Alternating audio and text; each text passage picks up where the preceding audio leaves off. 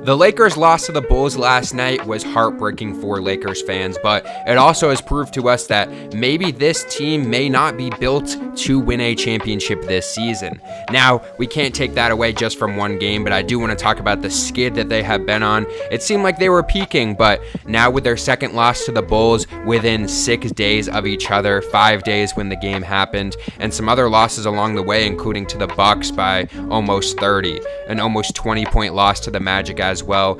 They have been on a bit of a decline. LeBron doesn't seem like he's 100% healthy, and Luka is still making his way into playing shape. So let's look at the Lakers and let's look at how they're going to end this season with only 9 games left for them and where they could end up in the standings and if they still have a shot to compete this year. Now, it seemed like the Lakers were peaking before, but that loss last night has put them in a 1-4 record in their past 5 games with some pretty bad losses, almost losing to the Bucks by 30, then losing by 31 to the Bulls of all teams, then losing to the Bulls last night, and honestly, their only win during this time period was against the Pacers, which obviously LeBron got that tip in at the very last second to win. So we could be talking about a 5-game losing streak, which came right before them beating the Nuggets and gaining that 2 seed. So yes, there's been some ups and downs recently, but from a different angle, we heard that LeBron may not be 100% right now. Kendrick Perkins came on today. He was talking on First Take with Stephen A. Smith about LeBron, and he said that he's heard that he's only 70 to 75% right now, which means that LeBron felt like he needed to come back, obviously off of that injury that we knew about, that groin injury, which he's had a history with the past few years. He felt like he needed to come back and play right now to get them into a good seeding. They're only 4-6 in those last 10 games, and at one point, they had the best record since January after Luka got there. Once they figured it out, they had some of the best defensive stats in the NBA overall, and since then, Luka has been the number 1 guy in blow-bys. He has almost been he's almost a liability, honestly, on defense at this point.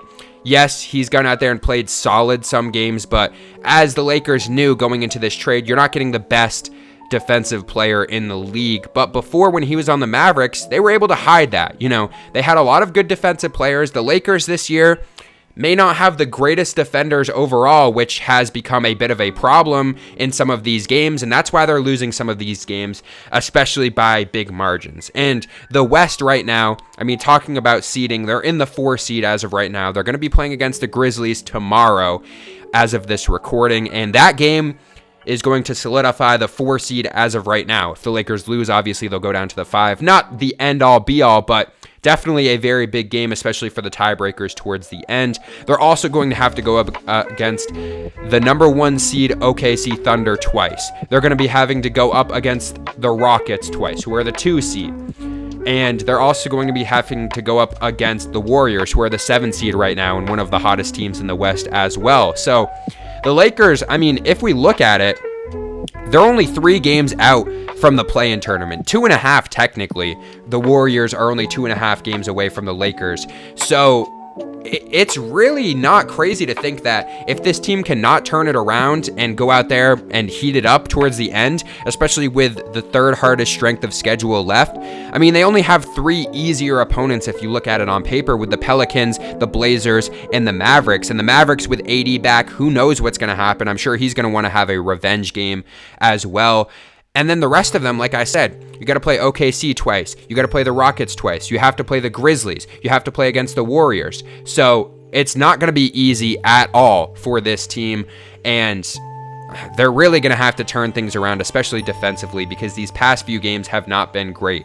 And since LeBron has come back from that injury, they're 1-3. And like I said, could easily, with another second on the clock, if LeBron didn't get that tip in, would be 0-4. And if he's not 100%, this is not a good look.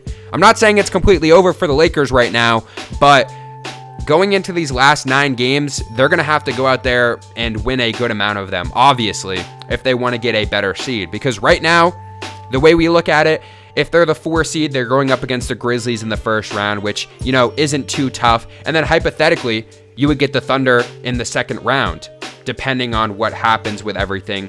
Or you maybe move up, you would end up, or if they move down, might have to play against the Nuggets in the first round, or they're going to have to go up against the Nuggets at some point, which, as we know, the Lakers versus Nuggets, yes, the Lakers have been good against them this season, but historically, they've definitely had a hard time playing against them in the playoffs. So let me know down below if you guys think maybe this is an overreaction, but I think the Lakers have been a little wobbly these past few games, and these last 9 games are really going to tell us if they'll be able to compete in the playoffs, especially going up against the number 1 and 2 seed in 4 combined games, and then obviously going up against the Grizzlies, who are the 5 seed, and the Warriors, who are currently the 7th seed and probably the hottest team in the West right now, outside of obviously the Thunder and the Rockets. Let me know down below what you guys think, and I'll see you in the next one.